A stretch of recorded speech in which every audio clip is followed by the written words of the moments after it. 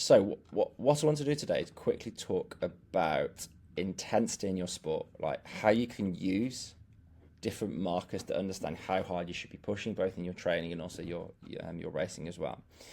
So the reason why we find out training zones, so heart rate, pace, power, is we need to start understanding the demands of the sport. And if we can start understanding that, we can start applying your training a little bit more specifically. So for example, if you're going to do ultra marathons, we know that we're going to do a lot of work in, say, zone 1, like an easy zone, so we spend a lot of time here.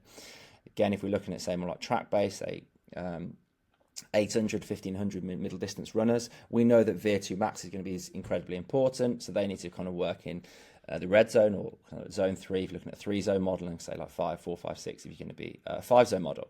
Again, HYROX, we know it runs that line of like LT2, and if we know that this is where you need to train for it, if we can understand this intensity in terms of pace and power and heart rate, it's going to give you a far better chance when you actually race, and also improving your training. So just really briefly, just to explain kind of what those kind of zones mean really, is that the way that we figure out the zones is we do a variety of different testing. If you say something like my zone, they just used your max heart rate and they do a percentage off, so they've got no idea where these thresholds are. Okay, so they're just using a percentage and thinking that the physiology for all you athletes is going to be exactly the same. It's not. So this is the reason why we do the testing. We do like a lactate test where we take lactate at like a gradual stages increase, and we can see where kind of lactate begins to increase and then when it exponentially increases. So if we find out when it begins to increase, we can say, right, you need to do your easy work here. So again, if we look back at the intensity in your sport, it's like, right, we know your heart rate starts or the pace or the heart rate, it starts spiking, keep it under that. Okay, and again for the second threshold, you see this exponential rise, so you go into this red zone. So an analogy really is that if you've done a bit of mountaineering or you've heard about it, like the 8,000 meter point is this death zone. So if you climb Everest, you go past this 8,000 meters, you can't stay in that point because you're literally dying. Okay, so it's unsustainable. You're fucked if you stay in there. And it's almost the same with exercise and sport. If you cross this kind of boundary into that red zone, it's unsustainable.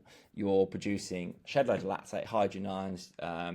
You physically not going to be able to contract the muscle as much. You're like the cardiac side of things as well, it's just incredibly hard, and you're just not going to be able to sustain it. So if we know that point, again, when we start doing, say, slightly longer distance events like HYROX, we can say, right, stay within this point and we're going to get better results. Now, just by using lactate, just by using, again, the percentage of your max heart rate, it's never going to be foolproof. And this is why even you can get these markers, so we can test them here. So for example, this is an athlete I'm just doing at the moment. We can find his LT1, we can find his LT2. We don't be too dogmatic thinking, we need to be binary thinking this is exactly where we need to be. We need to start using something like this triad, which I spoke about before, where you first need to look at internal. Okay, so lactate, heart rate, ventilation, and that gives us a really good idea about where these thresholds are. However, because of, say, things like sleep, tiredness, heat, exhaustion, whatever it might be, dehydration, that can impact these numbers. They're not going to be foolproof. Same for pace and power. Like people often say, oh, your heart rate does this, but that's the same for pace and power. If you're exhausted, if you're dehydrated, if you've slept poorly, if you've had a lot of alcohol, your pace is also going to be affected. So if you're given a pace to, say, hit for a certain, say, speed or threshold session, you might not be able to hit that if you're dehydrated. So this is where you can't use those and be too binary with it. And this is where feel or RP can be that governor of all of it. So even though you know that your, say, first threshold is 130 BPM, that's where you should do your easy training.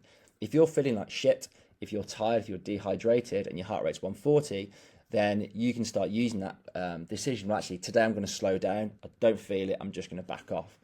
And it almost comes back to that point. It's like, why do you need testing in the first place? And it's a really good question. But the people who tend to come here are very good, who have come from, say, like an endurance background.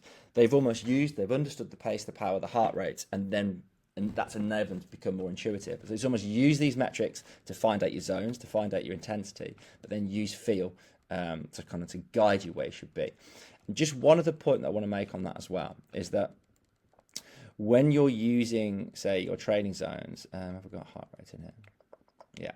So I like to use again, a range of both. What I typically find works quite well is when you're doing your easy work, you should be using heart rate, because you want to use your heart rate to put a dampener or put a limiter on how hard you push yourself. Because if you go too hard, you're going to create more fatigue. It's going to impact some of your key sessions in the week. When you're doing, say, tempo threshold, again, heart rate can be quite a good marker here, because again, you're looking to build a sustainable pace. So if you can kind of stay within that threshold, you're going to get the adaptation that you're actually looking for. Whereas when you're looking to, say, doing like speed work, VO2 max, red zone work, although you do want to hit this red zone, the governor here should be pace power. The idea here is you don't want to put a limiter on it. You want to be going kind of like faster. You want to be going like more powerful. And if you're feeling good, you don't want your runner app to say, oh yeah, you should only be running at a 650 pace or whatever it is.